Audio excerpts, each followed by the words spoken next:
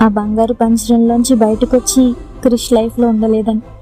అయినా కూడా క్రిష్ ఉన్నాడు కదా అనే ధైర్యం చాలు ఆ బంగారు పంజరంలో బ్రతికేస్తా అనుకుంది. తనకంటూ ఒకళ్ళు ఉన్నారు అనే ఒక చిన్న ఆశతో లైఫ్ అంతా ఉండిపోదాం అని అనుకుంది. అదే టైంలో ఇంకొక పక్క క్రిష్ లైఫ్ని నేను నాశనం చేస్తున్నానా అనే ఒక ఫీలింగ్ తనకు వచ్చింది.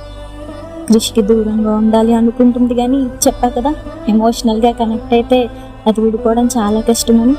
అలాగే విడిపోకుండా కలిసే ఉన్నారు, కానీ దూరంగా ఉండాలని ప్రయత్నం ఒక పక్క, కానీ కలిసే ఉండేవాళ్ళు. క్రిష్కి అను అంటే ఎంత ఇష్టం అంటే రోజంతా అను ఏం మాట్లాడదు క్రిష్తో, ఒక 10 minutes మాత్రమే మాట్లాడుతుంది రోజంతట్లో. ఆ 10 minutes కోసం క్రిష్ ఎంత అలా వెయిట్ చేసేవాడంటే అను కాల్ కోసం. తన ముద్దు ముద్దు మాటలు, తన థింగర్ క్వశ్చన్స్ అన్నీ క్రిష్కి చాలా చాలా చాలా ఇష్టం.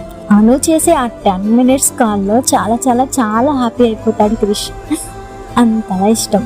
అండ్ అనుకు చెప్పకుండా క్రిష్ అసలు ఏ పని చేయడు.